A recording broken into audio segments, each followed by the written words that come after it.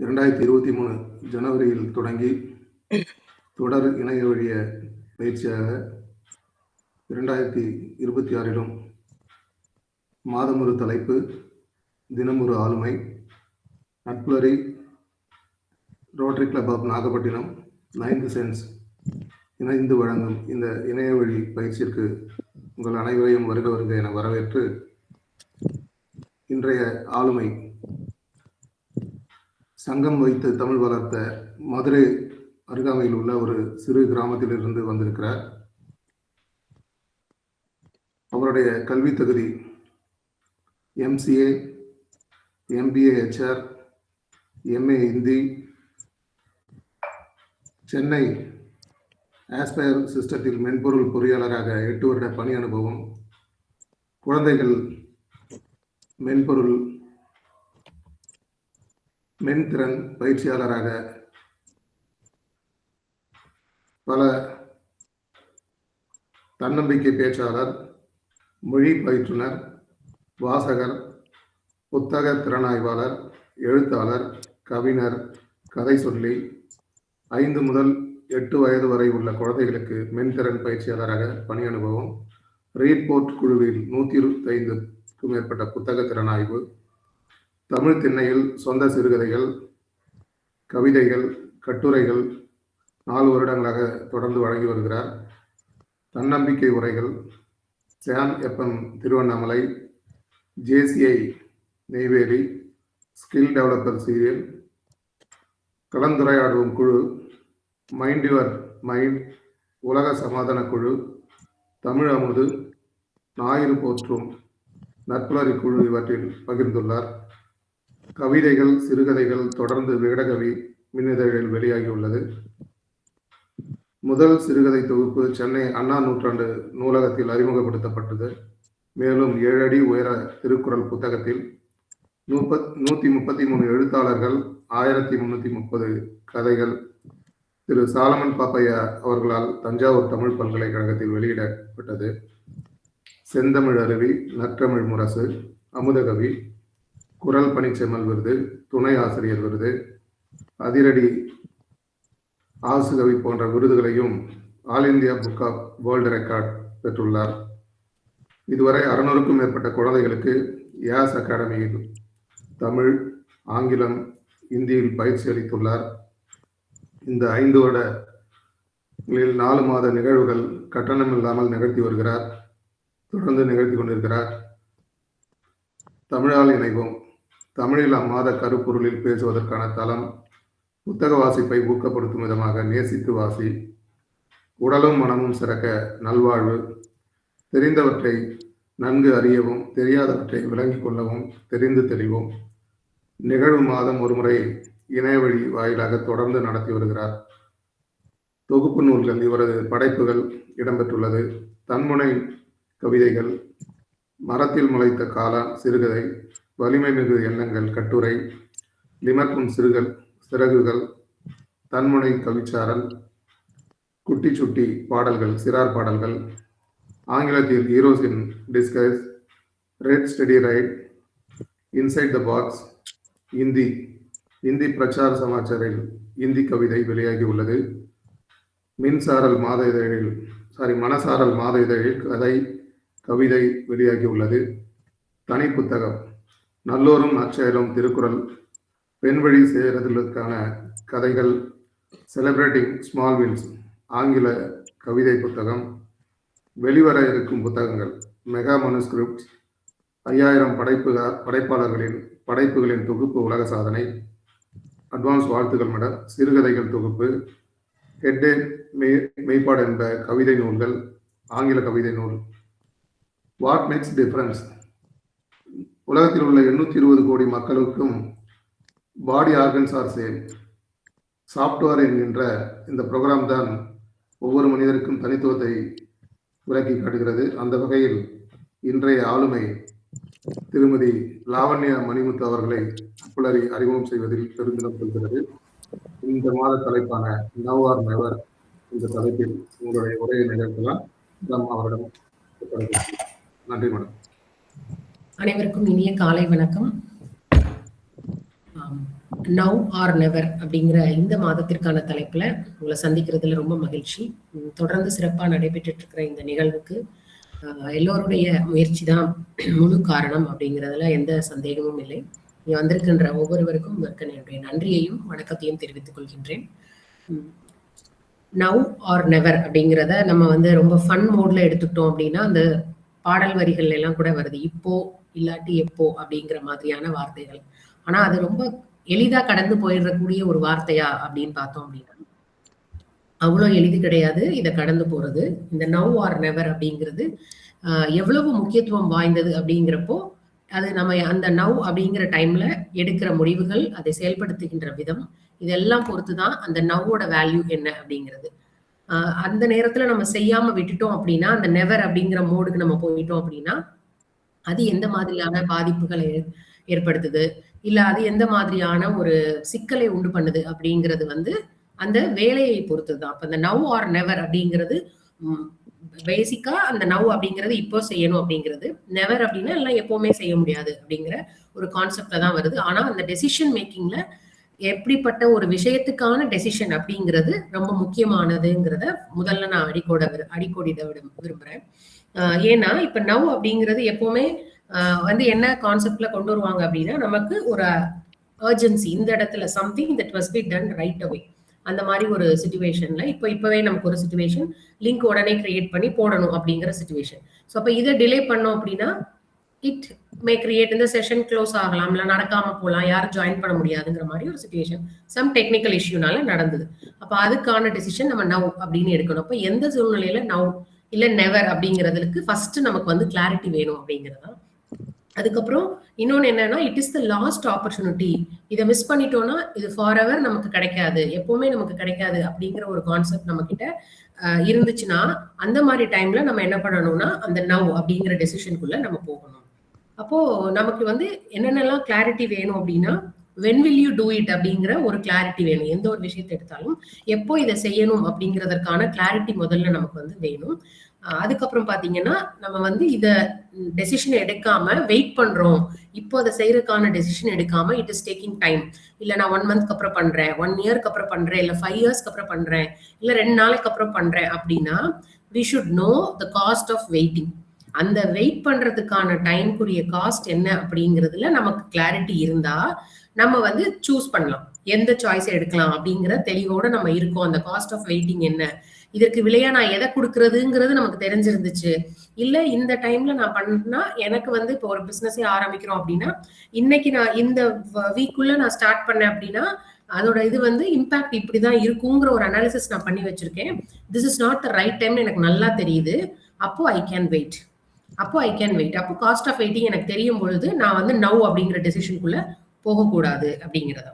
அடுத்து பாத்தீங்கன்னா perfect time இதுதான், சரியான நேரம் இதுதான் அப்படின்றது மாதிரி எல்லாம் எதுவுமே கிடையாது. the perfect time is now when you are deciding to do. அந்த நவ்ங்கிறதுக்காகவும் எடுத்துக்கலாம், இல்ல when you decide to do, இதுதான் ஒரு அனாலிசிஸ் பண்ணி அதுக்கான ஒர்க் அவுட் என்ன பண்ணணுமோ அதை நவ் இப்பவே நீங்க பண்ணி ரெடியா வச்சிருக்கீங்க.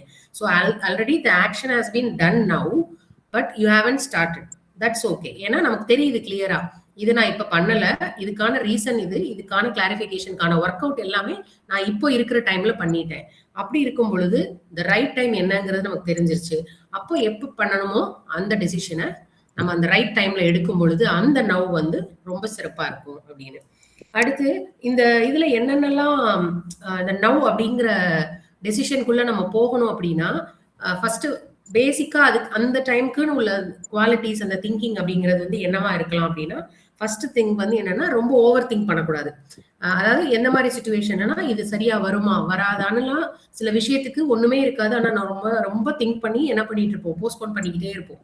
அதை கிவ் இட் ட்ரை அப்படிங்கிற மாதிரி பண்ற விஷயத்துக்கு ரொம்ப ஓவர் திங்க் பண்ணாம ஸ்டாப் பண்ணிட்டு நம்ம என்ன பண்ணணும்னா அந்த வேலையை செய்ய ஆரம்பிச்சிடணும். அடுத்தது வந்து என்னன்னா ஓவர் திங்க் பண்ணாம ஆக்ஷன், டூ தட் அப்படின்ற மாதிரி பண்ணிடணும். இன்னொன்னு என்னன்னா நமக்கு ஒரு சான்ஸ் கிடைக்குது, ஒரு பர்சனல் டிரான்ஸ்ஃபர்மேஷன் நமக்கு இந்த பர்டிகுலர் திங்கை நம்ம எடுத்து இப்போ செஞ்சோம் அப்படின்னா கண்டிப்பா நமக்குள்ள இருக்க ஹீரோ வெளியில வருவாங்க. we can do it அப்படிங்கிற ஒரு இதுல ஒரு பயத்துல இருக்கோம் நம்ம. அப்படின்ற மாதிரி சுச்சுவேஷன்ல நம்ம என்ன பண்ணலாம் அப்படின்னா அந்த ஒர்க் அந்த என்ன ஒர்க்கை நம்ம அண்டர்டேக் பண்ண போறோமோ அது கரெக்டா இருக்கா அப்படின்னு நமக்கு தோணுச்சு, ஒரு பேசிக் அனாலிசிஸ் பண்றோம் நமக்கு தோணுச்சு அப்படின்னா நம்ம இமீடியட்டா ஹீரோவா டிரான்ஸ்ஃபர்மேஷன் ஆக வேண்டிய நேரம் அதுன்னு சொல்லிட்டு முடிவெடுத்துடணும். ரொம்ப வந்து திங்க் பண்ணக்கூடாது. இப்ப இதுக்கு மெயினா வந்து என்ன அப்படின்னா இந்த நவ் ஆர் நெவர் அப்படிங்கிறத நம்ம எப்படி ரெடி பண்ணிக்கலாம் அப்படின்னா அந்த டைம் மேனேஜ்மெண்ட் அப்படிங்கிறது ரொம்ப ரொம்ப முக்கியம். ஸோ இந்த டைம் மேனேஜ்மெண்ட்ல 5 பிரின்சிபல்ஸ் வந்து மேஜரா சொல்றாங்க. என்னென்ன பிரின்சிபல்ஸ்ன்னு பாத்தீங்கன்னா 5 P's அப்படின்ட்டு. First prioritize, plan, prepare, pace, persist. So நமக்கு வந்து எதுக்கு முன்னுரிமை கொடுக்கணும்ன்றது தெரியணும். நவ் இப்பவே பண்ணணும் அப்படிங்கறதுக்காக லாஸ்டா பண்ண வேண்டிய ஒர்க்கை ஃபர்ஸ்டா பண்ண முடியாது. So we need to know என்னென்ன லிஸ்ட் ஆஃப் ஆக்ஷன் திங்ஸ், அதுல என்னென்ன ப்ரையாரிட்டி அப்படிங்கறது நமக்கு தெரிஞ்சிருக்கணும். அதற்கான பிளான், அதை இப்படியெல்லாம் எக்ஸிக்யூட் பண்ணணும்ன்றது பிளான். இந்த பிளான்லயும் ரொம்ப தெளிவா சொல்லணும்னா பிளான் ஏ மட்டும் வச்சிருக்க கூடாது. எப்பவுமே you should always have a plan B also. அதாவது எக்ஸிக்யூட் பண்றோமோ இல்லையோ அல்டர்னேட்டுக்கு நம்ம ரெடியா இருக்கணும். Because everything is involve, cost, time, people எல்லாருமே இன்வால்வ் ஆயிருக்கிறதுனால you should have an alternate அப்படின்றாங்க. அடுத்து ரெடியா இருக்கணும், ப்ரிப்பேர், பி ப்ரிப்பேர்டா இருக்கணும் அப்படிங்கிறது. அதுக்கப்புறம் நம்மளுடைய வேகம் ரொம்ப ரொம்ப முக்கியம். The pace is very important. அடுத்து லாஸ்டா பெர்சிஸ்டன்ஸ், நம்ம விடாப்பிடியா எந்த அளவுக்கு அதுக்கான எஃபர்ட் போடுறோம் அப்படிங்கிறது. ஸோ இப்போ இந்த டைம் மேனேஜ்மெண்ட் வந்து ரொம்ப ரொம்ப முக்கியமா கன்சிடர் பண்ணி தான் நம்ம எந்த ஒரு ஆக்ஷன் பெர்ஃபார்ம் பண்றதுக்கு முன்னாடியும் நவ் ஆர் நெவர் அப்படிங்கிறத நம்ம சூஸ் பண்றதுக்கு இந்த டைம் மேனேஜ்மெண்ட் பிரின்சிபல்ஸ் எல்லாம் நம்ம ஃபாலோ பண்ணி அந்த பர்டிகுலர் விஷயத்தையோ கோலையோ நோக்கி நம்ம போறதுக்கான எல்லா ஸ்டெப்பும் நம்ம கிட்ட ரெடியா இருக்கா அப்படிங்கிறதுல கிளாரிட்டி நமக்கு இருக்கணும் அப்படின்ட்டு. இது மனசு ரிலாக்ஸ் பிளேஸ்ல ஒரு கதை வந்திருக்கும். அதுல பாத்தீங்க அப்படின்னா இப்ப இந்த டைம் அப்படின்னு வரும்பொழுது இதை சொல்லணும்னு நினைச்சேன். ஒரு பர்சன் எல்லாருக்குமே நமக்கு வந்து ஈக்குவல் டைம் தான் இருக்கு. யாருக்கும் வந்து நீங்க இந்த ஊர்ல இருக்கீங்க, நீங்க இவ்வளவு வயசுல இருக்கீங்க, அதனால உங்களுக்கு இவ்வளவு டைம் கூட, நீ வந்து குட்டி பிள்ளையா இருக்க, பேபியா இருக்க, அதனால உனக்கு இவ்வளவு டைம் கம்மி அப்படிலாம் கிடையாது. ஸோ யாரா இருந்தாலும் இந்த உலகத்துல எந்த கான்டினென்ட்ல இருந்தாலும் எந்த பொசிஷன்ல இருந்தாலும் 24 hours தான். நம்ம அதை வந்து மாத்தவும் முடியாது, கூட்டவும் முடியாது, குறைக்கவும் முடியாது. இல்ல திருப்பி நான் வந்து இந்த டைம் லேசியா இருக்கேன், இந்த 2 hours எனக்கு நாளைக்கு தாங்க அப்படின்னாலும் கிடைக்காது. ஸோ அதை வந்து எப்படி அழகா அவர் வந்து ரெப்ரசென்ட் பண்ணியிருப்பாருன்னா, ஒரு சிலர் வந்து சூட்கேஸ் கொடுத்து ட்ரெஸ் அடுக்க சொல்றோம், எங்கேயாவது போறாங்க அப்படின்னு சொல்லி கொடுத்தோம்னா, ஒரு சிலர் என்ன பண்ணுவாங்களா, அழகா அந்த சூட்கேஸ்க்குள்ள தேவையான ட்ரெஸ்ஸஸ் எது போகணுமோ அதுக்கான பிளான் கரெக்டா பண்ணி அதை நீட்டா ப்ராப்பரா அடுக்கி அந்த சூட்கேஸ்ல இன்னும் கொஞ்சம் இடம் கூட இருக்கிற மாதிரி எல்லாம் சிலர் வந்து ப்ராப்பரா ஃபிட்டிங் பண்ணுவாங்க. ஆனா ஒரு சிலர் வந்து 2 ட்ரெஸ்ஸோ 3 ட்ரெஸ்ஸோ எடுத்து வச்சுட்டு இடப்பத்தல அப்படின்னு சொல்லிட்டு இருப்பாங்க. ஸோ அப்ப அந்த சூட்கேஸ்ங்கிறதா நமக்கான டைம் மாதிரி. It is same for everybody. அந்த அதே சூட்கேஸை ஒருத்தர் கொடுத்தா பண்றாங்க, இன்னொருத்தர் பண்ணல அப்படின்னா அப்போ அந்த டைமை வந்து நமக்கு மேனேஜ் பண்ண தெரியணும், அது வந்து நம்ம கத்துக்கணும் அப்படின்னு சொல்லிட்டு அதுல ஒரு கதை மூலமா சொல்லியிருப்பாங்க. அதுக்கு வந்து இப்போ ஹிந்தியில பாத்தீங்கன்னா ஒரு ப்ராவர்ப் இருக்கும். நம்ம வந்து பழமொழிகள்னு சொல்றோம்ல, அது மாதிரி ஹிந்தியில கஹாவத்தோ அப்படின்ட்டு ஒண்ணு இருக்கும், இல்ல லோகோக்தியா அப்படின்னு ஒண்ணு இருக்கும். அது என்னன்னா அந்த ப்ராவர்ப்ஸ் நம்ம கேஷுவலா பேசும்போது சொல்லிட்டு சொல்ற பழமொழி மாதிரி. அதுல ஆக் லகே கோதே குவே அப்படின்ட்டு ஒரு பழமொழி. என்னன்னா ஒண்ணும் இல்ல, நெருப்பு எரியும் போது அப்பதான் நெருப்பு எரிஞ்சிட்டு இருக்கு, தீ பிடிச்சு எரிஞ்சிட்டு இருக்கு. அப்ப நம்ம இமீடியட்டா போய் தண்ணி ஊத்தி அதை அணைக்கிறதுக்கான வேலைதான் அப்ப செய்யணுமே ஒழிஞ்சு, தண்ணி வேணுமே இதுக்கு அப்படின்னு சொல்லிட்டு வேகமா அப்ப போய் கிணறு தோண்டி அதுல இருந்து தண்ணி எடுத்து நம்ம அதை நெருப்ப அணைக்க முடியுமான்னு பாத்தீங்கன்னா முடியாது. ஸோ அப்ப அந்த டைம் மேனேஜ்மெண்ட் வந்து தெரிஞ்சிருக்கணும். எப்போ எதை செய்யணுங்கிற கிளாரிட்டி இருக்கிறத வச்சுதான் நம்ம நவ்வா நெவரா அப்படிங்கிற டெசிஷனுக்குள்ள போக முடியும் அப்படிங்கிறது. அது பாத்தீங்கன்னா அடுத்து ஒரு ஜென் புத்திஸ்ட் ஸ்டோரி நம்ம ஒண்ணு எடுத்துக்கிட்டோம் அப்படின்னா, ஒருத்தர் வந்து காட்டுக்குள்ள போறாரு. அந்த காட்டுல அவர் போய் ஏதோ தேடிட்டு இருக்கும் பொழுது ஒரு சிங்கம் வந்து அவரை துரத்த ஆரம்பிச்சிருது. உடனே அவர் பயங்கர வேகமா ஓடுறாரு, ஓடிட்டே இருக்காரு. கடைசியில பாத்தீங்கன்னா ஒரு மலையோட உச்சிக்கு போய் அந்த எண்டுக்கு வந்துடுறாரு. அதுக்கப்புறம் பார்த்தா அவரால் அதுக்கு மேல ஓட முடியல, பின்னாடி வேகமா அந்த சிங்கம் வந்துட்டே இருக்கு. இவர் என்ன செய்யறாருன்னா அதுல இருந்து வேற வழி இல்ல, குதிக்கிற ஸ்டேஜ் பண்ணிட்டாரு. குதிக்கிறதுக்கு வந்து பார்த்தா அங்க ஒரு கிரீப்பர் தொங்கிட்டு இருக்கு. அந்த கிரீப்பரை பிடிச்சி இவர் குதிச்சிடுறாரு. அந்த கிரீப்பர் வந்து தொங்கிட்டு இருக்கு. அந்த எட்ஜ் ஆஃப் இதுல அந்த சிங்கம் வந்து நிக்குது. கீழே பாத்தீங்கன்னா ரொம்ப அதெல்லாம் பாதாளம், கண்ணுக்கு வரைக்கும் எதுவுமே தெரியல, ரொம்ப ஆழமா இருக்கு. அங்க விழுந்தாலும் நம்மளோட உயிர் போகுதுங்கிறது அவருக்கு தெரிஞ்சு போச்சு. மேல ஏறி தப்பிக்கிறதுக்கு வாய்ப்பே இல்லை, ஏன்னா அங்க வந்து சிங்கம் ரெடியா நின்றுட்டு இருக்கு. அப்ப மேலையும் போக முடியாது, கீழையும் குதிக்க முடியாதுங்கிறதுல நின்றுட்டு இருக்காரு. இந்த நேரத்துல என்ன ஆகுதுன்னா, அங்க இருந்து வந்த 2 எலிகள் வந்து அந்த கிரீப்பர் வந்து ஒரு பழத்தோட அதனால அந்த கிரீப்பரோட இதை வந்து கடிச்சுக்கிட்டே இருக்குது 2 எலி. அப்ப அதை கடிச்சு முடிச்ச உடனே எப்ப வேணாலும் அது அந்த விழுகிற அளவுக்கு ஒரு சூழ்நிலை வந்துருச்சு. இப்ப இந்த நேரத்துல அவருக்கு என்ன பண்றதுனே தெரியல. ஒண்ணுமே பண்ண முடியாம அப்படியே திகைச்சு போய் அவர் நிக்கும் பொழுது அந்த அந்த பாறையோட அடியில இவர் தொங்கிட்டு இருக்காரு. அந்த கேப்ல அவருக்கு வந்து ஒரு காட்டு பழம், ஒரு வைல்டு ஸ்ட்ராபெரி அப்படின்னு எடுத்துக்கலாமா, இல்ல ஒரு மாம்பழமோ ஏதோ ஒரு பழம் நமக்கு பிடிச்ச பழமா எடுத்துக்கலாம். அந்த பழம் அந்த இடத்துல இருக்கு. அந்த மரம் அங்க இருந்து ஒரு செடி இருக்கு, ஒரு மரம் இருக்கு. அதுக்குள்ள இருந்து அந்த பழம் வந்து அவருக்கு கிடைக்குது. அவர் என்ன செய்யறாரு, அதை எடுத்து டேஸ்ட் பண்றாரு. அப்ப நம்ம நினைப்போம் இந்த டைம்ல, என்னடா இது உயிர் போற நேரத்துல இவன் வந்து பழம் சாப்பிடுறானா, அப்ப வந்து அந்த பர்சன் வந்து என்ன திங்க் பண்ணியிருக்காரு, அந்த ஒரு மைண்ட் செட்டா இருக்கலாம் அப்படின்னு நினைச்சேன் நான் அந்த கதையை படிக்கும்போது. எப்படி இருந்தாலும் தப்பிக்க முடியாது. மேல போனா சிங்கம் கடிச்சிடும், கீழே விழுந்தா எங்க போய் விழுந்து இதாகும்னே தெரியாது. இப்போ அந்த இதுவும் வந்து கட்டாக போற ஸ்டேஜுக்கு வந்துருச்சு சூழ்நிலை. அப்போ இது பிரசன்ட் மொமெண்ட், அந்த கண்ணுக்கு முன்னாடி ஒரு அழகான ஒரு ஸ்வீட்டான ஒரு பழம் இருக்கு. அப்போ I am using the right moment now. இதை விட்டா எனக்கு சான்ஸே கிடைக்காது அந்த பழத்தை டேஸ்ட் பண்ண. இதுக்கப்புறம் எனக்கு லைஃபே இல்லைங்கிற ஸ்டேஜும் வந்துருச்சு அப்படின்னு சொல்லிட்டு அவர் வந்து அதை எடுத்து யூஸ் பண்றாரு அப்படிங்கிற மாதிரி. ஸோ அதான் வந்து அந்த ஜென் புத்திஸ்ட் ஸ்டோரி. அதுக்கப்புறம் பாத்தீங்கன்னா இந்த பண்டோராஸ் பாக்ஸ்ங்கிறது எல்லாரும் கேள்விப்பட்டிருப்பீங்க. பாண்டோரா அப்படிங்கிறது இது ஒரு கிரீக் மித்தாலஜி ஸ்டோரி. இதுல என்ன அப்படின்னா, அந்த பாண்டோரா பாக்ஸ் அப்படின்னு ஒரு பாக்ஸை வந்து அந்த பொண்ணு கிட்ட ஃபர்ஸ்ட் அவங்க கிட்ட வந்து கொடுத்துருக்காங்க. ஃபர்ஸ்ட் வந்த lady, the woman in the world அவங்கள்ட்ட. அப்ப அவங்க கிட்ட சொல்லியிருக்காங்க, இந்த பாக்ஸ்ல வந்து நிறைய ஈவில்ஸ் அண்ட் ட்ரபிள்ஸ் வந்து இருக்கு, ரொம்ப கஷ்டங்களும் இதுதான் இருக்கு, இதை நீ ஓப்பனே பண்ணிடக்கூடாது எந்த காரணத்துலயும் அப்படின்னு சொல்லி சொல்றாங்க. ஆனா அவங்க வந்து என்ன பண்றாங்க அப்படின்னா, கியூரியஸ் ஆகி, இந்த கதைகள் வெவ்வேறு விதமா நம்ம கேட்டிருப்போம். இது கிரீக் மித்தாலஜில இந்த மாதிரியான கதை. ஸோ அப்ப அந்த அவங்களுக்கு வந்து இதுல என்ன இருக்குன்னு பார்க்கணும், உடனே பார்க்கணுன்ற அந்த கியூரியாசிட்டி. இப்ப உடனே பாத்துறணும், எனக்கு உடனே தெரிஞ்சிடணும், உடனே கிடைச்சிடணும் அப்படின்னு நினைக்கிறப்ப அந்த கியூரியாசிட்டில அவங்க ஓபன் பண்ணி இந்த உலகமே வந்து ஈவில் அண்ட் ட்ரபிள்குள்ள மாட்டிக்கிட்டு ரொம்ப சஃபர் பண்ணாங்க அப்படின்னு ஒரு கதை இருக்கு. அப்ப நமக்கு வந்து தெரியணும் வென் டு ஃபீல். இதை வந்து இமீடியட்டா செய்யணுமா அப்படின்னா அதோட ப்ராஸ் அண்ட் கான்ஸ் நம்ம அனலைஸ் பண்ணி தான் அந்த நவ்வா நம்ம போகணும் அப்படிங்கறது ரொம்ப தெளிவா இருக்கணும். அடுத்து பாத்தீங்கன்னா நமக்கு வந்து லேர்ன் டு சே நோ அப்படிங்கிற ஒரு விஷயம் வந்து ரொம்ப ரொம்ப முக்கியம். ஏன்னா நம்ம அக்செப்ட் பண்ணிக்கிட்டே போறோம் அப்படின்னா எல்லாத்தையுமே நம்மளால செஞ்சிட முடியுமா அப்படின்னு நிறைய இடத்துல இருக்கு. ஒர்க்கிங் கல்ச்சர், கார்பரேட் கல்ச்சர் எல்லாம் பாத்தீங்கன்னா ஒர்க் பண்றது ஒருத்தவங்களா இருக்கும், ஆனா ரேட்டிங் வாங்கிட்டு அடுத்த லெவல் போறது இன்னொருத்தவங்களா இருக்கும். ஸோ அப்ப என்ன பண்ணணும் அப்படின்னா, ஒர்க் மட்டும் பண்ணா தெரிஞ்சா பத்தாது, நமக்கு வந்து எங்க நோ சொல்லணுங்கிறது தெரிஞ்சிருக்கணும். ஸோ நமக்கு கொடுத்தாங்கன்னா now we get a chance to prove our self. அதனால நீங்க கொடுங்க, எவ்வளவு டாஸ்க்னாலும் கொடுங்க, நான் பண்றேன்னு சொல்லிட்டு நம்ம பண்ணிட்டே இருக்கக்கூடாது. எந்த டாஸ்க்கும் வேண்டான்னு சொல்லி நெவர், நான் பண்ணவே மாட்டேன்னு இருக்கக்கூடாது. We should know when to accept now, when to say never, no I will not do this, I will not take this டாஸ்க்ங்கிறத சொல்றதுக்கு நமக்கு தெரியணும். அதுக்கப்புறம் எந்த ஒர்க்கை யார்கிட்ட நம்ம கொடுக்கணும் அப்படிங்கிறது நமக்கு தெரிஞ்சிருக்கணும். அதாவது அந்த டைம் மேனேஜ்மெண்ட் தான் அகைன் இங்கேயும் வருது. ஸோ நமக்கு வந்து யார்கிட்ட அந்த ஒர்க்கை கொடுத்து செய்ய வைக்கணும், இல்ல நம்ம செய்யணும், நான் இதை செய்யறேன் இப்போ அப்படின்னு எடுத்துக்கிறதுக்கானது. அதுக்கப்புறம் பாத்தீங்கன்னா டிஸ்ட்ராக்ஷன்ஸ். இந்த டைம்ல நான் இந்த ஒர்க் பண்றதை விட்டுட்டு இந்த டிஸ்ட்ராக்ஷன்ல இன்வால்வ் ஆனேன் அப்படின்னா எனக்கு இந்த 2 hours வேஸ்ட் ஆயிரும்.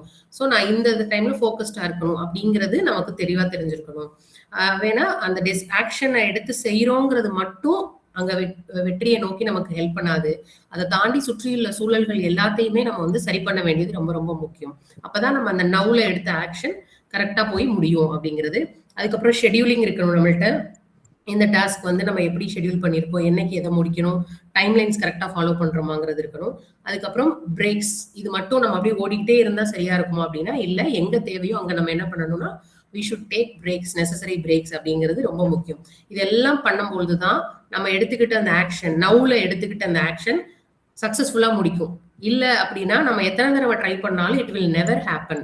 ஏன்னா நம்ம ப்ராப்பரா அந்த ஒர்க்கான வந்து எதுவுமே கொடுக்காம நான் இப்ப செய்யறேன்னு சொல்லிட்டு அரைகுறையா செஞ்சு திருப்பி ஃபர்ஸ்ட்ல இருந்து ஸ்டார்ட் பண்றதுனால எந்த ஒரு யூஸும் கிடையாது. அது அந்த செஞ்சு நவுல ஆரம்பிச்சு முடிக்க வேண்டிய டாஸ்க் நெவர் ஹேப்பன் அப்படிங்கிற ஸ்டேஜ்க்கு போயிடும் அப்படிங்கிறதான். அதுக்குதான் வந்து காலமறிதல் அப்படிங்கிற அதிகாரத்துல நமக்கு நிறைய சொல்லியிருப்பாரு. ஒரு அட்டாக் பண்ணணும் அப்படின்னு ஒரு ராஜா இருக்காரு அப்படின்னா அவர் வந்து கரெக்டா அந்த டைம்ல, எந்த டைம்ல அந்த ஆப்போசிட் பார்ட்டி அட்டாக் பண்ணணும் அப்படிங்கிறத வெயிட் பண்ணி கரெக்டான டைம் பார்த்து அடிக்கணும் அப்படின்னு சொல்லிட்டு அதுல கொடுத்துருப்பாங்க. அதே மாதிரி இதுக்கு உதாரணமா நான் வந்து உங்களுக்கு வேல்பாரி கதையில இருந்து ஒரு சீன் சொல்லலாம்னு நினைக்கிறேன். கபிலர் வந்து அந்த வேல்பாரியை பார்க்கணுங்கிற ஆர்வத்துல எல்லாரும் இவரை பத்தி ரொம்ப புகழ்ந்தோடனே போகணும்னு சொல்லிட்டு அவரே கிளம்பி மலை மேல ஏற ஆரம்பிச்சு போயிட்டே இருப்பாரு. அப்ப பாத்தீங்கன்னா நீலன் அப்படிங்கிறவர் வந்து இவர் கூட ஜாயின் பண்ணி சேர்ந்து கூட்டிகிட்டே போவாரு. அப்படி போயிட்டே இருக்கும் பொழுது என்ன ஆகும்னு பாத்தீங்கன்னா, கபிலருக்கு வந்து மலையில நடக்கிறது புதுசு. அப்ப நீலனை ஃபாலோ பண்ணி போகணும் அப்படிங்கிறதுல அவர் வேகமா நடப்பாரு. நடந்துட்டே போயிட்டே இருக்கும் பொழுது என்ன ஆகும்னு பாத்தீங்கன்னா, ஒரு இடத்துல அவருக்கு கால் சறுக்கி விட்டோடனே அவரோட கால் கொஞ்சம் பிசகிரும், அவரால் அதுக்கு மேல நடக்க முடியாது. அப்ப அந்த பையன் வந்து டைம் ஆயிடுச்சு, இதுக்கு மேல நம்ம வந்து போகணும்னா ஊருக்குள்ள போய் சேர முடியாது, இவரை சீக்கிரம் கூட்டிட்டு போகணுங்கிற அவசரத்துல அந்த பையன் என்ன பண்ணுவான் அப்படின்னா, அவரை கூட்டிட்டு போய் பனைமரத்துக்கு அடியில உட்கார வச்சுட்டு ஏதோ ஒரு மூலிகையை தேடி எடுத்துட்டு வந்து அந்த இலையை சாப்பிடுங்க, வழி தெரியாதுன்ற மாதிரி சொல்லி அவர்கிட்ட கொடுத்துருவான். உடனே அவரும் சரி அப்படின்னு சொல்லிட்டு சாப்பிட்டுருப்பாரு. சாப்பிட்டதுக்கு அப்புறம் முழிச்சு பார்த்தா அவர் ஒரு வீட்டுல படுத்திருப்பாரு. அதுக்கப்புறம் தான் தெரியும் என்னன்னா, அந்த இடத்துல அந்த பையன் கொடுத்தது மயக்க மருந்து அப்படின்ட்டு. ஏன் அப்படின்னா, அந்த டைம்ல அவருக்கு அந்த எக்ஸ்பிளனேஷனை கொடுத்து, நீங்க நடக்க முடியாது அப்படின்னா, இந்த பையன் அந்த காட்டுல இருக்கிறவன், அவன் கூட்டிட்டு போற வழி வந்து ரொம்ப ஆபத்தான வழி. நிறைய பாம்புகள் இதெல்லாம் இருக்கிற வழியில தான் சீக்கிரமா அவரை ஊருக்குள்ள கூட்டிட்டு போகணும். அப்ப அந்த வழியில கூட்டிட்டு போறதுக்கு இவர்கிட்ட உள்ள விவரத்தை சொல்லி கூட்டிட்டு போனா அந்த மருந்தை சாப்பிட மாட்டாரு. இல்ல அப்படியே அவராவே நடந்து வர மாதிரி கூட்டிட்டு போறதுக்கும் வாய்ப்பு இல்ல, நேரம் ஆயிடுச்சு. அப்ப என்ன பண்ணணும்? இமீடியட் டெசிஷன் நான் எடுத்தாகணும். என்ன செய்யணும்னா, அந்த ஆபத்து இல்ல ஆனா மயக்கம் மட்டும் வருங்கிற அந்த மூலிகையை தேடி அவன் கொண்டு வந்து கொடுத்து சாப்பிட வச்சு அவரை பத்திரமா கூட்டிட்டு போய் அதுக்கப்புறம் வைத்தியம் பார்த்து சரி பண்ணுவாங்க. அப்போ அந்த ஒவ்வொரு டாஸ்க்குக்கும் நமக்கு தேவையான விஷயம் அதுதான். அந்த ஸ்பாட்ல நமக்கு இதெல்லாம் பண்ண தெரிஞ்சது அப்படின்னா நம்ம வந்து நவ் அப்படிங்கிறதுல ஸ்ட்ராங்கா நிக்கலாம் அப்படிங்கிறதான்.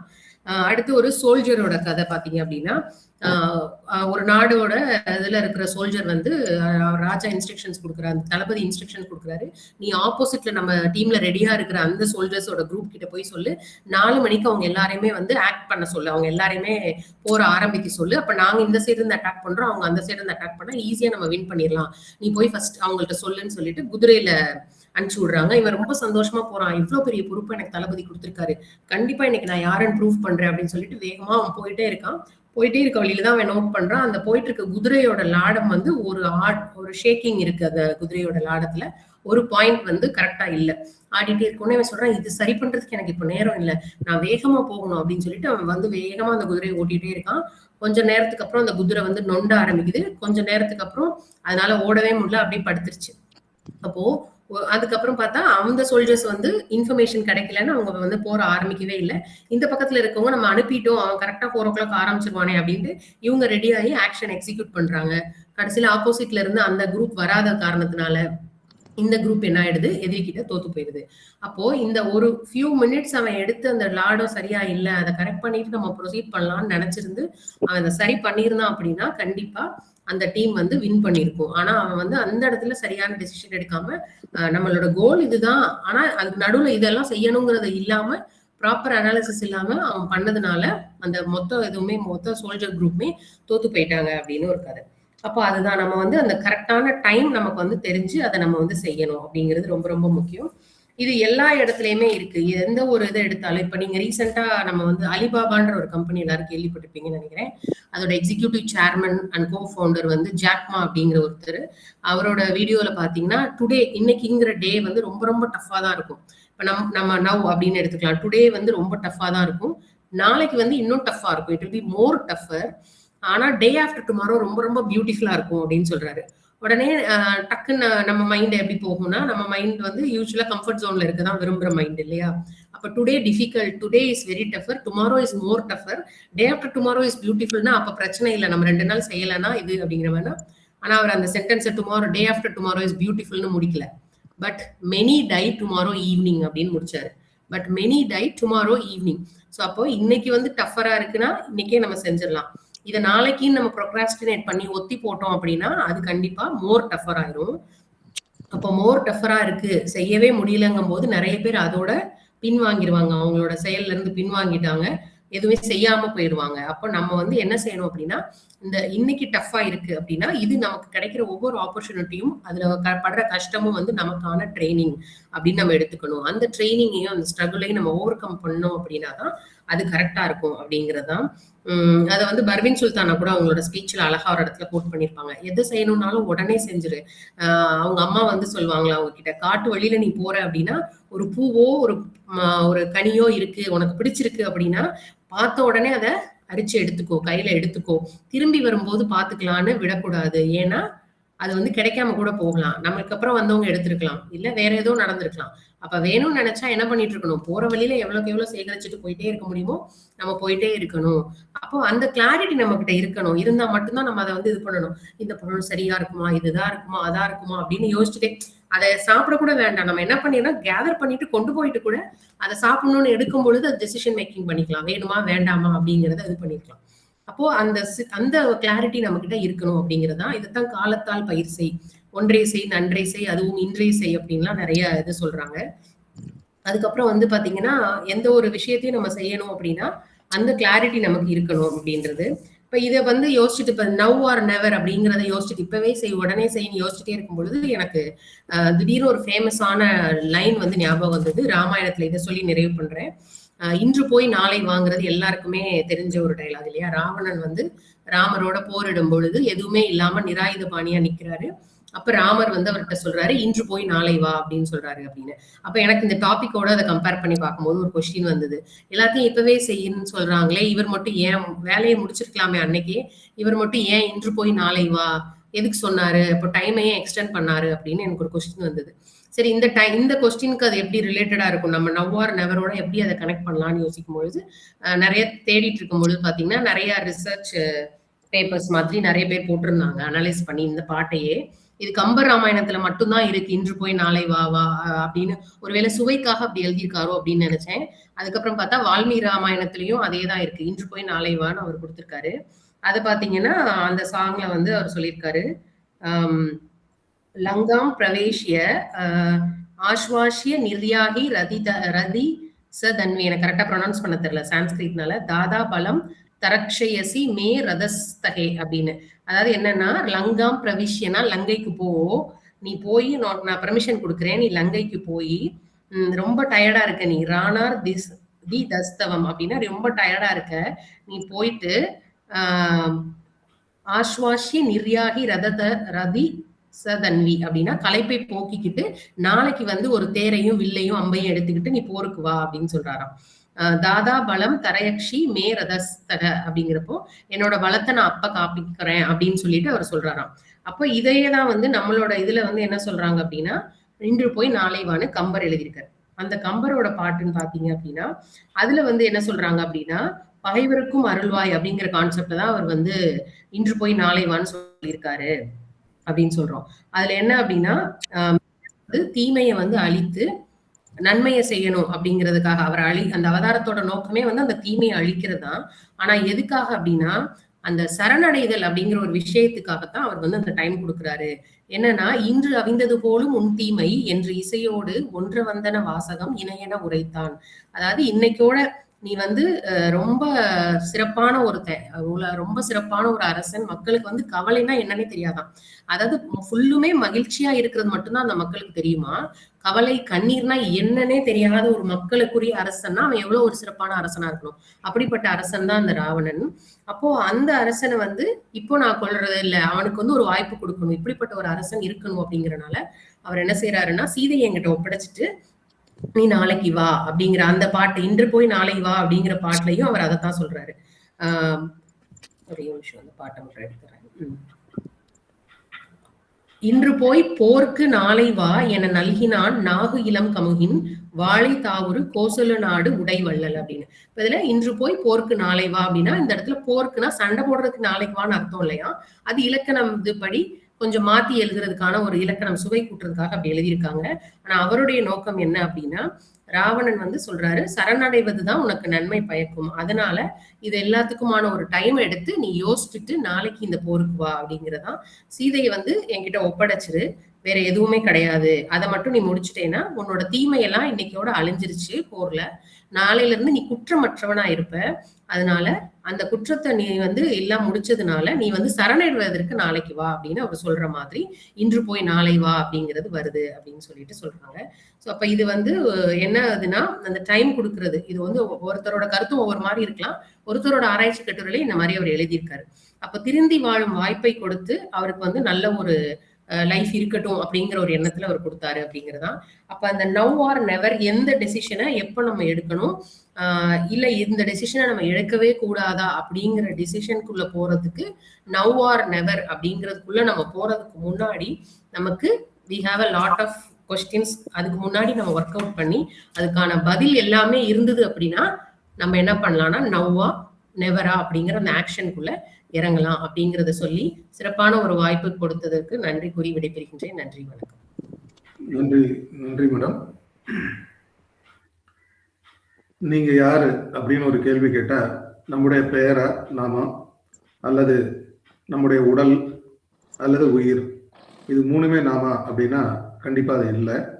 அப்ப யார் நம்ம அப்படின்றது வந்து நம்மளுடைய செயல்பாடை பொறுத்து தான் இருக்கு அப்படின்ற மாதிரி இருந்தது இன்னைக்கு மேடமுடைய இந்த முழு ப்ரெசன்டேஷனும்.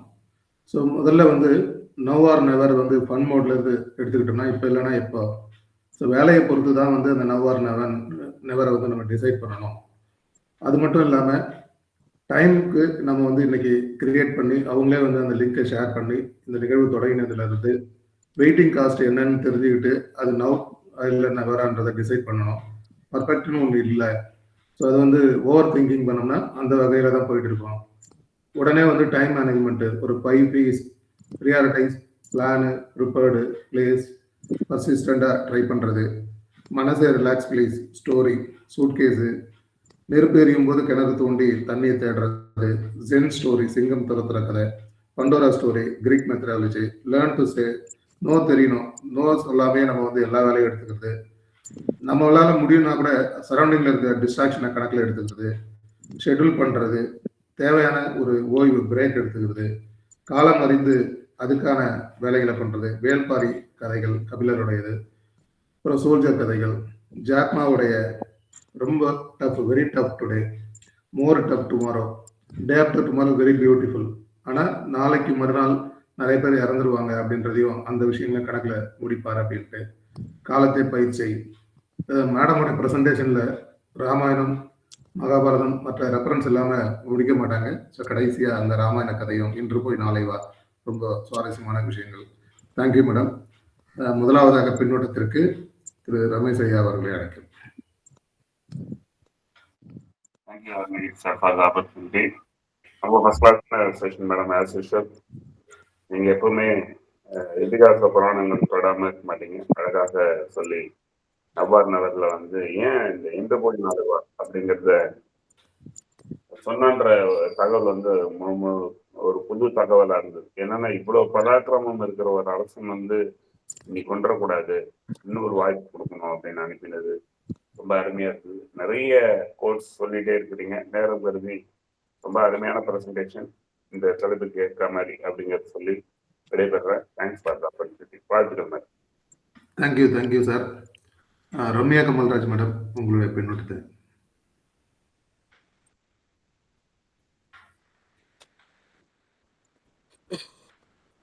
Madam Ramya Kamalraj madam, voice கேட்கல மேம்.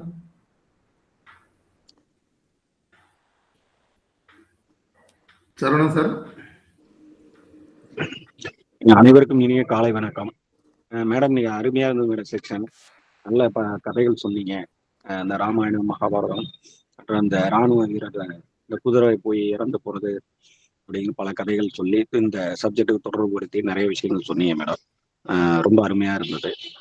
வாழ்த்துக்கள் மேடம். சார், வாய்ப்புக்கு நன்றி சார். நன்றி சரவணன் சார். ஷார்ட் அண்ட் ஸ்வீட்டா நல்ல ஃபீட்பேக் கொடுத்தீங்க. அடுத்து முத்துலட்சுமி மேடம், உங்களுடைய பின்னோட்டத்தை தரலாம். Thank you sir. அனைவருக்கும் நட்புலரி காலை வணக்கம்.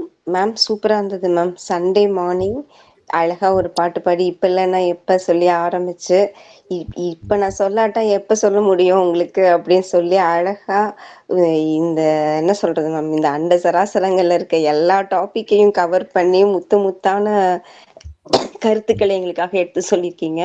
ரொம்ப அட்டகாசம் மேம். எல்லாமே நானும் அப்படியே பார்க்குற ஒரு மைண்ட் மேப் மாதிரி நீங்கள் இப்போ சொன்ன பாயிண்ட்ஸ் அப்படியே கனெக்ட் பண்ணிட்டே போனால் அப்படியே இவ்வளோ பெரிய யூனிவர்ஸே கனெக்ட் பண்ணிடலாம் போல. அந்த அளவுக்கு எல்லா இடத்தையும் டச் பண்ணியிருக்கீங்க. Velpari story, Thirukkural, Zen story, சோல்ஜரோட ஸ்டோரி, அலிபாபா, சைனீஸ்க்கு போயிட்டீங்க. எல்லா இடத்துலேருந்தும் அழகாக ஒரு நேர்த்தியான கதைகளை எடுத்து சொல்லி அந்த இப்போ செய்யாட்டா நம்ம எவ்வளோ மிஸ் பண்ணுவோம் லைஃப்பில். அந்த இப்போங்கிற அந்த கரண்ட் மொமெண்ட், இந்த ப்ரெசன்ட் மொமெண்ட் வந்து எவ்வளோ இம்பார்ட்டண்ட்டு. அதை வந்து அந்த வேல்பாரி ஸ்டோரியில் ரொம்ப அழகாக இருந்தது. அந்த கால் பிசகினப்போ வந்து அதை அவர்கிட்ட சொல்லி எக்ஸ்பிளைன் பண்ணி அவர் ஒத்துப்பாரா ஒத்துக்க மாட்டாரா, அதுக்கப்புறம் அவர் ஒத்துக்காட்டா என்ன பண்ணுறது, ஒத்துக்கிட்டா என்ன பண்ணுறது, இவ்வளோலாம் இது பண்ணாமல் சட்டுன்னு அந்த டெசிஷன் எடுத்து அவ்வளவுதான். இதை தூக்கிட்டு போகணும், எதுவும் கடிச்சிடக்கூடாது, அவ்வளவுதான். அது அது மட்டும் தான். அதுக்கு என்ன தேவையோ அதை வந்து டக்குன்னு அந்த டிசைட் பண்ணது. என் ரிசல்ட் தூக்கிட்டு போகணும், அவ்வளவுதான். அதை இப்ப சொல்லிட்டு செய்யணுமா, சொல்லாம செய்யணுமா, சொன்னா என்ன பண்ணுவாரு, இப்படிலாம் அனலைஸ் பண்ணிட்டு இருக்காம கரெக்டா டிசைட் பண்ணி சொன்னது வந்து அந்த ஸ்டோரியை வந்து நீங்க எவ்வளவு விரும்பி படிச்சிருக்கீங்க, அதுலேருந்து அந்த அந்த மாரல்ல நீங்க எவ்வளவு அழகா எடுத்து சொன்னீங்கிறது வந்து ரொம்ப பியூட்டிஃபுல்லா இருந்துச்சு மேம். எல்லாமே நிறைய பாயிண்ட்ஸை வந்து அழகா வந்து போட்டுட்டீங்க, நட்ஷெல்னு போட்டு எல்லாத்தையும் போட்டு எங்களுக்கு ஒரு கேப்சியூல் மாதிரி கொடுத்துட்டீங்க. Thank you so much ma'am. Wonderful session. Thank you Muthulakshmi madam. ரொம்ப டீப் லிசனர், அழகா உள்வாங்கியிருக்கீங்க, நல்ல பின்னோட்டம். அடுத்ததாக ரம்யா கமல்ராஜ் மேடம், உங்களுடைய பின்னோட்டத்தை தரலாம்.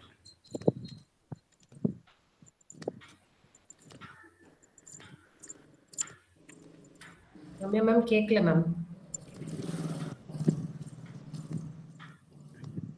வீரசேகரன் சார்.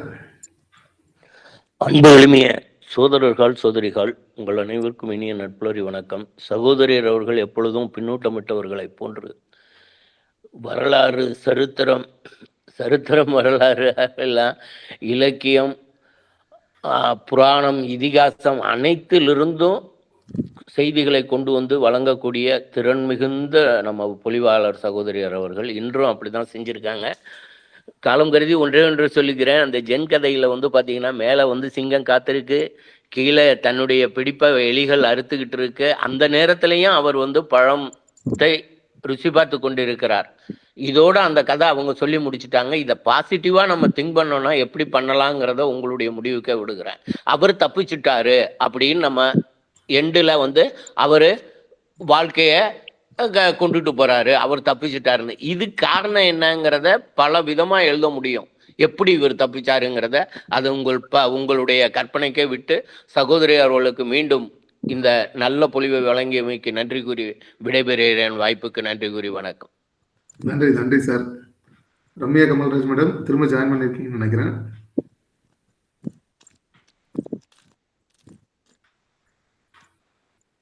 ஹலோ சார், கேக்குதுங்களா? இப்ப கேக்குது மேடம். ஓகே. இல்ல, சம் டெக்னிக்கல் இஷ்யூ ஆயிடுச்சு மேம். ரொம்ப நல்லா இருந்தது மேம். இப்போ வந்து நீங்க முதல்ல கிளியரா இருக்கணும், கிளாரிட்டி இருக்கணும். அதுக்கப்புறமா அது கிளாரிட்டி இருந்தாதான் எந்த நேரத்துல என்ன டெசிஷன் எடுக்க முடியும்ன்ற இது இருக்கும். நீங்க தண்ணி எடுத்து ஊத்துற நேரத்துல போய் நம்ம கிணறு தோண்டி இருந்தா வேலைக்கு ஆகாது அப்படிங்கிற மாதிரிலாம் வந்து ரொம்ப ரொம்ப முக்கியமான தாட் ப்ரொவோக்கிங்கான விஷயம் மேம் அதெல்லாம்.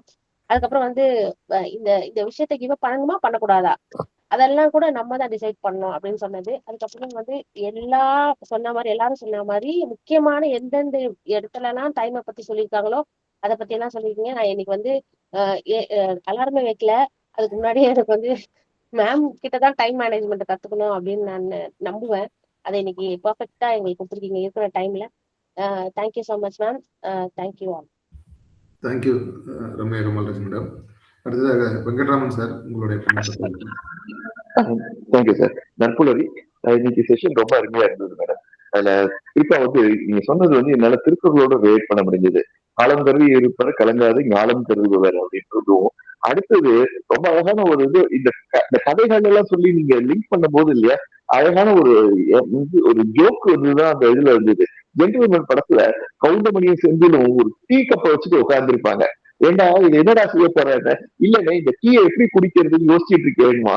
அதுக்கு அது செஞ்சுன்னு சொல்லிட்டு இருக்கும் போது கவுண்டமணி, ஏன்னா நான் எப்படிதான் எடுத்து தாமதம் குடிக்கிறோம் அப்படின்னா, இல்லங்க பள்ளி விழுந்துருச்சு, இதை எடுத்து குடிக்கலாமா வேண்டாமான்னு ரொம்ப யோசிச்சுக்கிட்டு இருக்கிறாங்க. அப்ப அந்த இடத்துல இந்த இதை ரிலேட் பண்ண முடியுது. அப்போ எப்போ நம்ம செய்யறோம் அந்த இது கூட நமக்கு எதுவும் செய்யாது, நம்ம செய்ய வேண்டிய வேலைகள் இருந்தா ப்ரையாரிட்டைஸ் பண்ண முடியும் அப்படின்ற இந்த ஜோக்கோட கிளாஸ் ஆச்சு. ஆனா அதை ப்ரையாரிட்டைஸ் பண்ணும்போது இல்லையா, நமக்கு அதுவும் நமக்கு ஒன்றும் செய்யாதுன்ற நம்பிக்கை நமக்கு வந்துடும் அப்படின்றது. அதே மாதிரி இந்த ஜென் கதை ரொம்ப அருமையா இருந்தது. வீரசேகரன் சார் வந்து முடிவுகள் அவரவர்கள் கற்பனைக்கே விட்டு விடுகிறது, கண்டிப்பா வந்து பொழைச்சிட்டாரு அப்படின்றதுன்னு சொல்லலாம். கண்டிப்பா வந்து எவ்வளவு இதுக்கும் ஒரு ஆக்ஷனுக்கும் லவ் அப்படின்றது தேவை அப்படின்னு. இப்ப செய்யலைன்னா எப்ப செய்ய போறோம், சில நேரத்தில் சில வேலைகளை இப்பொழுது துரிதமாக செய்ய வேண்டிய வேலைகள் இருக்கும். அது வந்து மெடிக்கல் ஃபீல்டா இருக்கலாம், இல்லாட்டினா ஏதாவது வந்து ஏர்போர்ட் டிசிஷன்ல இருக்க சார் ஒர்க் பண்ற அந்த மாதிரி ஏடிசி இந்த மாதிரி இதெல்லாம் சில முடிவுகளை உடனே எடுக்க வேண்டிய வேலைகள் இருக்கும். அதை இப்பயே செய்யணும்ன்றது தள்ளி போடாம இன்னைக்கு செய்யணும்ன்றது இந்த கதையில இருந்து ரொம்ப அழகா செஞ்சது. சில விஷயங்களை தள்ளி போடணும், அதுக்கும் வந்து துணிவு தேவை அப்படின்றதையும் நீங்க ரொம்ப அழகா உங்க கதையில சொல்லிட்டு இருந்தீங்க. ரொம்ப அருமையா இருந்துச்சு மேடம். வாழ்த்துக்கள். நன்றி. நன்றி நன்றி வெங்கட்ரமன் சார். தன்மனம் சார், உங்களுடைய பின்னோட்டத்தை தரலாம். சார் வணக்கம். வெளியே இந்த வருடத்தின் முதல் வாரத்திலேயே என்ன செய்யணும், எப்படி செய்யணும், எப்போ செய்யணும், திருப்பி இப்போ செய்யலைன்னா அடுத்த நம்ம எப்போ முடியும் அப்படிங்கிறத வந்து பல தரவுகள் கொடுத்தாங்க.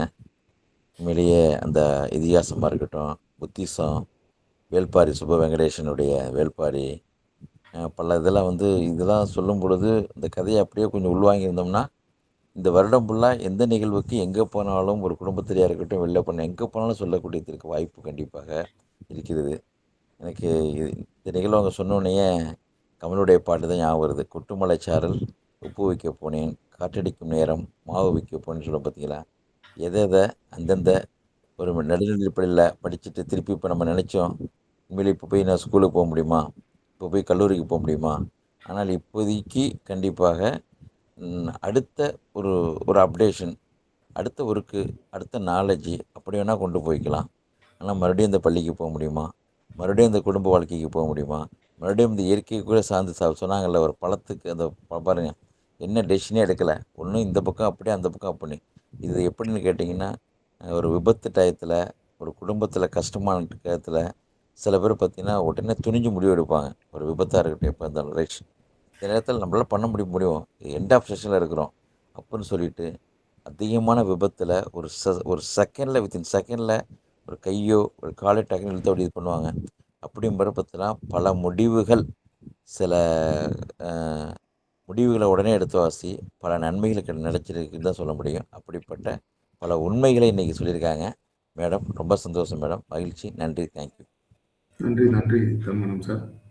வேறு யாராவது பின்னோட்டம் வழங்கணும்னா அன்மியூட் பண்ணிட்டு நீங்கள் பேசலாம். அப்படி இல்லைன்னா என்கால் மெசேஜுக்கு போகலாம். அனைவருக்கும் வணக்கம்.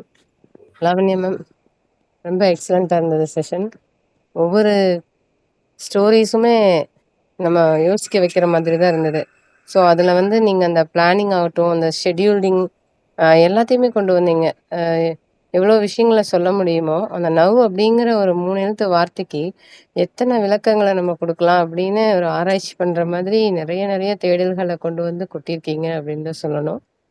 அதை தாண்டி அந்த அந்த ஃபயர் ஆகும்போது அந்த கிணறு வெட்டிட்டு அதுக்கப்புறமா வந்து தண்ணி இறைக்கணும் அப்படிங்கிற அந்த செய்தி வந்து எப்படி இருக்குது அப்படின்னா, இன்றைக்கும் நிறைய பேர் நம்ம செய்யணும் நிறைய விஷயத்த செஞ்சுருப்போம். ஸோ இந்த வருஷத்துக்குள்ள நிறைய பண்ணணும்னு நினச்சிருப்போம். ஆனால் அதுக்கான ஒரு தொடக்க விதையை எதையுமே நம்ம பண்ணியிருக்க மாட்டோம். ஸோ அதை நம்ம இன்னைக்கு வந்து நிச்சயமாக கையில் எடுக்கணும் அப்படிங்கிறது சொல்கிற மாதிரி இருந்தது. ரொம்ப எக்ஸலண்ட், எல்லாமே சிறப்பாக இருந்தது மேம். வாழ்த்துக்கள். Thank you so much sir. Thank you sir. Thank you ma'am. என்கால் மெசேஜை முடிச்சுட்டு ஏற்புரை கொடுத்துடலாம். ஈலர் டிஆர்பி சார் வந்து super, thanks for your information ma'am போட்டிருக்காரு. நாகவலி மேம் வந்து எக்ஸலண்ட் செஷன் மேம், சூப்பர், வாழ்க வளமுடன் போட்டிருக்காங்க, வாழ்த்துக்கள். தென் வந்து டாக்டர் சிவகுமாரன் சார் வந்து அருமை, சிறப்பு, வாழ்த்துக்கள் போட்டிருக்காரு. மேடம் உங்களுக்கான ஏற்புரை.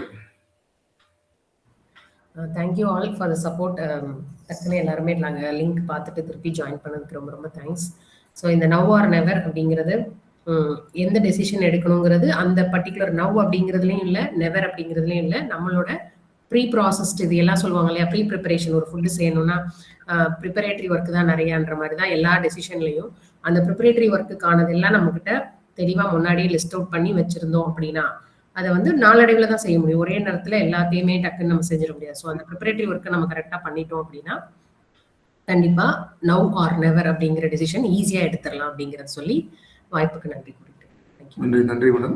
கடைசியாக கண்ணன்ராஜன் சார் வந்து வெரி நைஸ் அப்படின்னு சொல்லிட்டு இப்போ 6/18க்கு மெசேஜில் சொல்லியிருக்காரு அவருடைய ஃபீட்பேக்கு.